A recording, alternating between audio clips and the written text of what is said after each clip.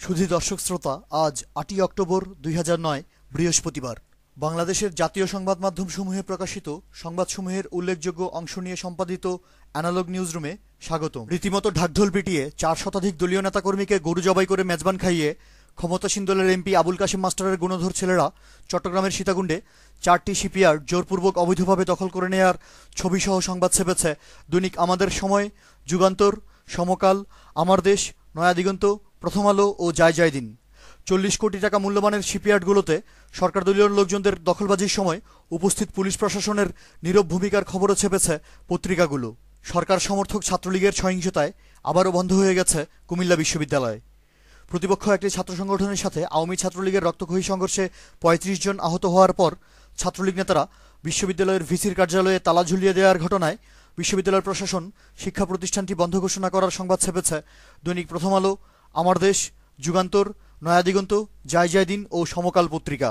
চট্টগ্রামের সীতাকুণ্ডে আওয়ামী লীগ এমপির ছেলেদের বেপরোয়া দখলবাজির ছবি ও সংবাদ সংগ্রহ করতে যাওয়া দৈনিক প্রথম আলো ও সমকাল পত্রিকার সাংবাদিকদের উপর এমপি পুত্রের ক্যাডার বাহিনী হামলা করার ঘটনায় সাংবাদিকরা থানায় মামলা দায়ের করার খবর এসেছে মানবজমিন, প্রথম আলো, যুগান্তর ও বার্তা সংস্থা bdnews24.com-এ। রাজধানী ঢাকার তেজগাঁও শিল্পাঞ্চলে সরকারি জমিতে অবৈধ স্থাপনা নির্মাণ করে ৩৭ নম্বর ওয়ার্ড ছাত্রলীগের কার্যালয় বানানোর ছবিসহ সংবাদ এবং সিলেটের ভোলাগঞ্জ পাথরকুয়ারিতে চাঁদাবাজির সময় ৩ জন ছাত্রলীগ নেতা হাতে নাতে আটক হওয়ার খবর ছেপেছে নয়া দিগন্ত, মানবজমিন ও প্রথম আলো।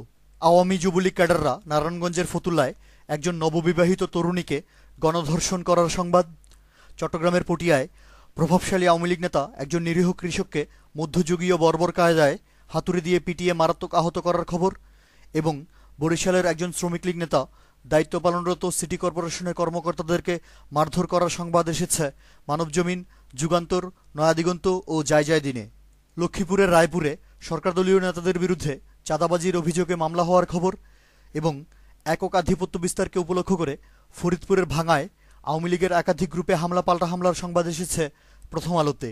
বিভাগীয় নগরী খুলনা, জেলা শহর ফরিদপুর ও কক্সবাজারের উখিয়ায় ক্ষমতাসীন লোকজনদের বেপরোয়া টেন্ডারবাজির সংবাদ এবং সাধারণ ঠিকাদারদেরকে টেন্ডার কার্যক্রমে অংশ নিতে বাধা দিয়ে ব্রাহ্মণবাড়িয়ার বাঞ্চারামপুরে সরকারদলীয় লোকজন এলজিইডির ৬ কোটি টাকার টেন্ডার নিজেদের মাঝে ভাগবাটোয়ারা করে নেয়ার খবর ছেপেছে প্রথম আলো, যায় দিন, মানবজমিন ও সমকাল। দেশের বিভিন্ন স্থানে সারের ডিলার নিয়োগে ব্যাপক অনিয়ম ও দুর্নীতি এবং দলীয়করণের সংবাদ প্রকাশ করেছে প্রথম আলো পত্রিকা। জেলা শহর চাঁদপুরে তীব্র বিদ্যুৎ সংকটের খবর। ময়মনসিংহের ত্রিশালে দুর্বিষহ লোডশেডিংয়ের প্রতিবাদে বিক্ষুব্ধ জনগণ বিদ্যুৎ অফিস ভাঙচুর করার সংবাদ এবং সিলেট ও চট্টগ্রাম সহ দেশব্যাপী জ্বালানি গ্যাসের তীব্র সংকটের উপর প্রতিবেদন প্রকাশ করেছে সমকাল, প্রথম আলো ও যায় দিন। চাল ও চিনির পর এবার আগুন লেগেছে পেঁয়াজের দামে।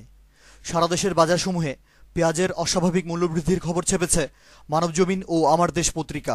রাজধানী ঢাকায় একজন ওয়ার্ড বিএনপির সাধারণ সম্পাদক সন্ত্রাসী হামলায় গুলিবিদ্ধ হয়ে মারাত্মক আহত হওয়ার খবর এসেছে আমাদের সময়, নয়া দিগন্ত ও bdnews24.com-এ। অ্যানালগ নিউজ আজ এ পর্যন্তই। আমাদের পরবর্তী নিউজ শোনার আমন্ত্রণ জানিয়ে আজকের মতো বিদায়। ধন্যবাদ।